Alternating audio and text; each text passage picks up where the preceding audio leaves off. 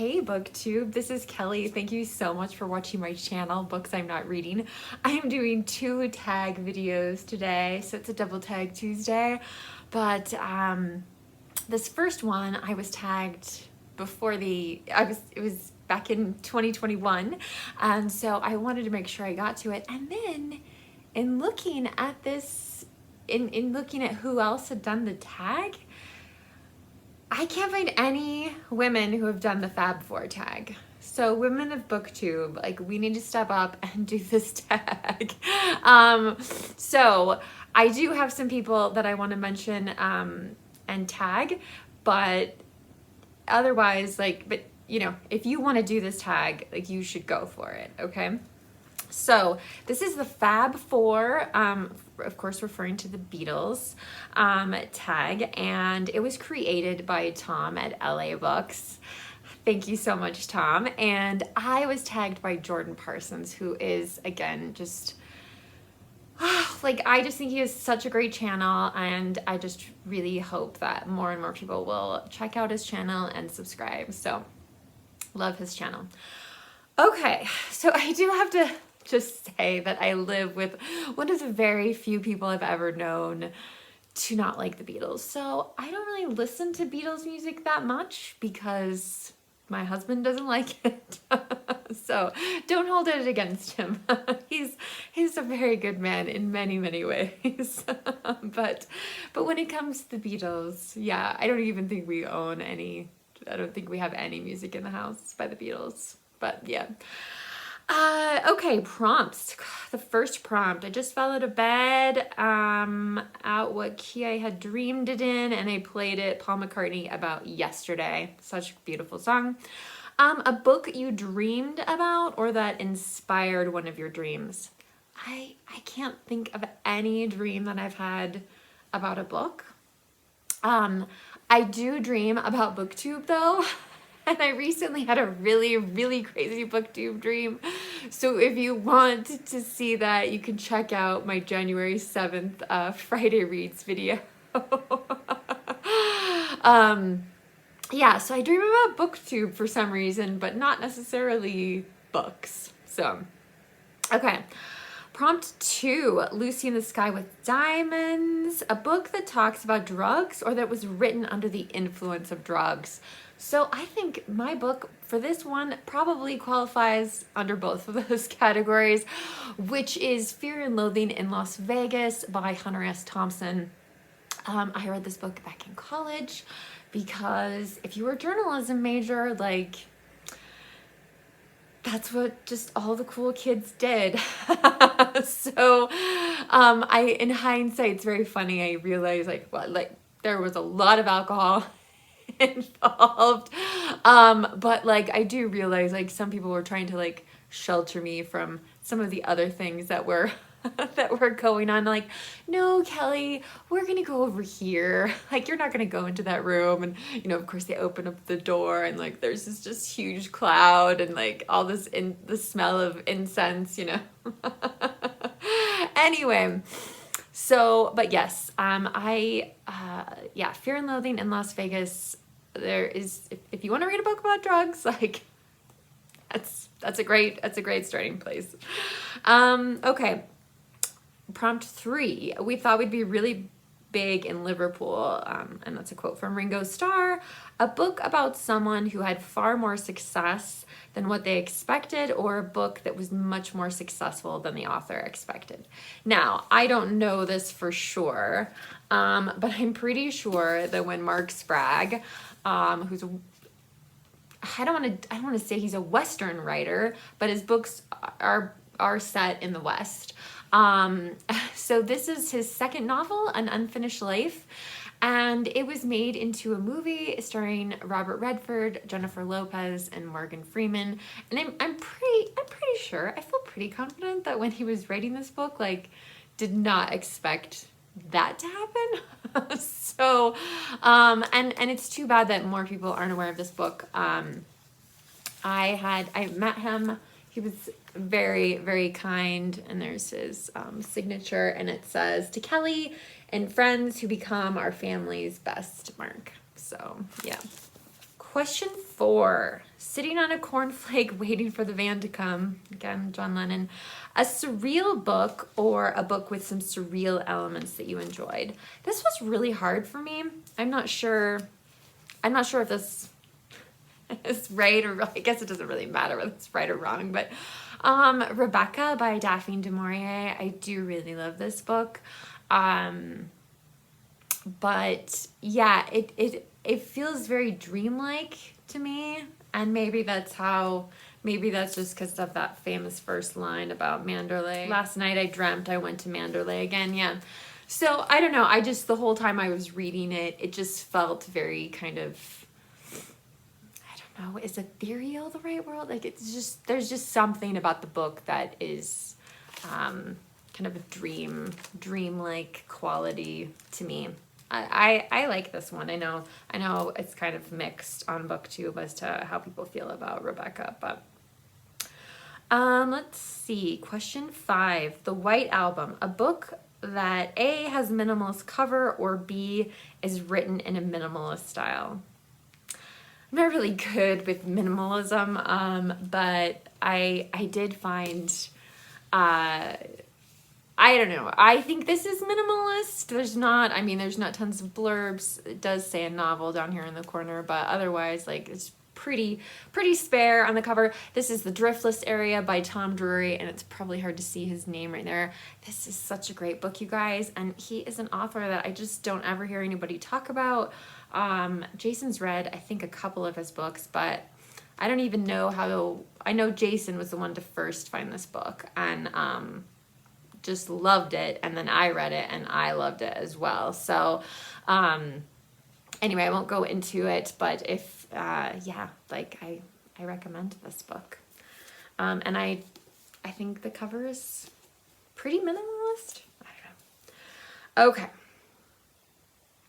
question 6, Little Darling, it's been a long, cold, lonely winter, here comes the sun, George Harrison. A book of poetry that you found uplifting.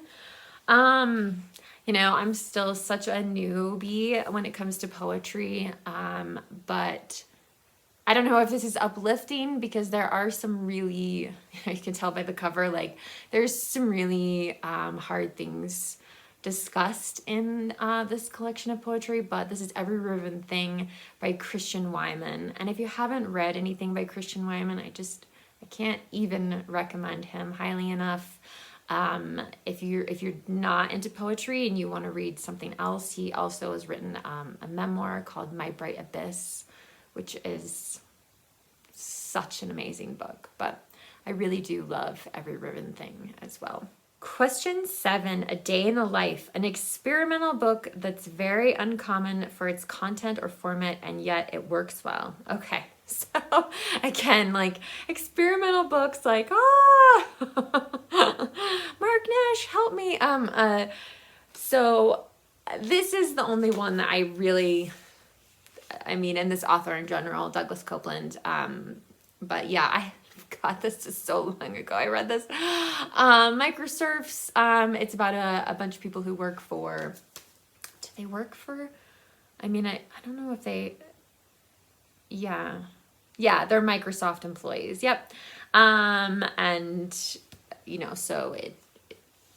But there's just a lot of. I'm trying to think if I can. Just do a lot of different things within the book. I know there's like a couple pages that it just says the word money over and over again on. So this is probably like, right up there with the most experimental things I've read. And it's certainly whenever a question about experimental books comes up, this is the one that I think of. Question 8. Over half of Americans who are 45 and older attribute the Beatles' split to Yoko Ono. Okay, so a book about a woman, or if you can't think of one, a man who is unjustly blamed or accused of something. So the obvious answer is The Scarlet Letter by Nathaniel Hagborn, but I was trying to find something different, and then I also didn't want to show, I'm trying not to show like the same books I always show.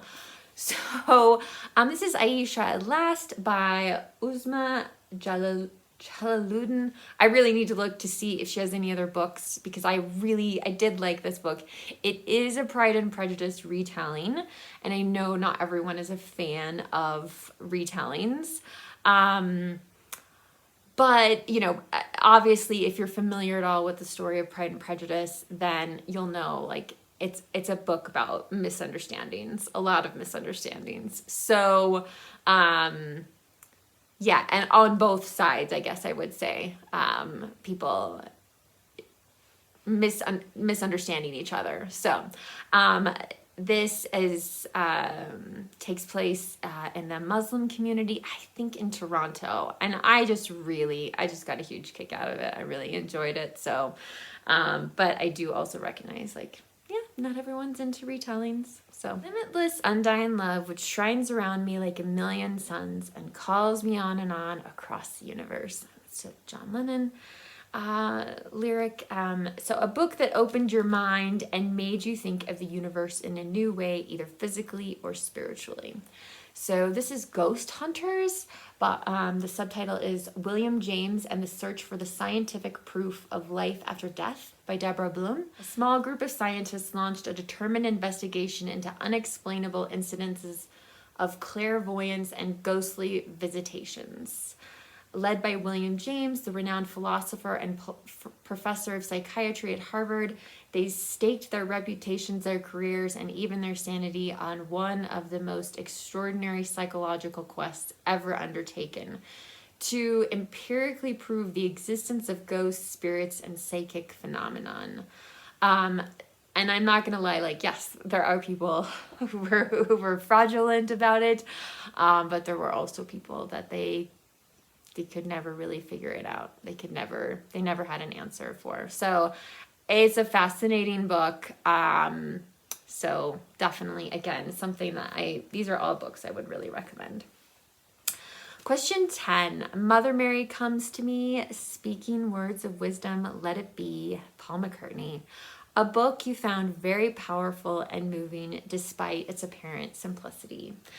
And for this, I'm going to pick not only the book, but also the film. The Lilies of the Field. It's by William E. Barrett. It's just a tiny little book. I actually saw the film first, and I just kind of couldn't stop thinking about it. It just stayed with me so much. And I read this for maybe mid-rash a couple years ago. I just really, again, it is a very, I mean, this is like such a tiny, tiny book. You could easily read it in one setting. But I just love, like, the message of this book about how the things that make us different don't necessarily have to divide us. And I don't know why that's so hard for us to get, but it is. And just people coming together for something bigger than themselves, who believe in it. And yeah, so, and I also just have been thinking about this because of Sidney Poitier stars in the film, and of course he recently died. And yeah, so I may have to get out that film this week and watch it again, because it's just so fantastic. So, all right, so now time to tag people. Women of BookTube, we're going to step it up, and we're not going to be the only one that do the Fab Four Tag. So I would like to tag Elizabeth Choi, Shelley Swearingen, you knew I was going to tag you, right? Gina at Genius Stand Your Books. Gina, if you want to turn this into a kiss tag, feel free. I don't know what Tom thinks, but, you know, make it your own. Kim and Middle of the Book March. You guys, if you have not checked out Kim's channel, you really, really need to go and watch a video and think about it and hopefully subscribe. Kim is such an articulate, intelligent booktuber, and she's just been struggling with, you know, some of the analytical kind of issues that we all do. But as I'm filming this, I think she's maybe 14 subscribers away from having 1,000 subscribers. So please, please go and check out her channel. And Kim, you can do this tag. And then finally, I believe it's Heather. I'm sorry, Heather, if I'm getting your first name wrong, at Soggy Expat Book Nerd. I so enjoyed your Vlogmas videos, and yeah, so here's a tag for you. All right, you guys, BookTube, remember to be kind to yourself, be kind to others. I look forward to your discussion down in the comment section about these books, or your thoughts about the Beatles. What's your favorite Beatles song? So I'll talk to you guys soon. Take care. Bye.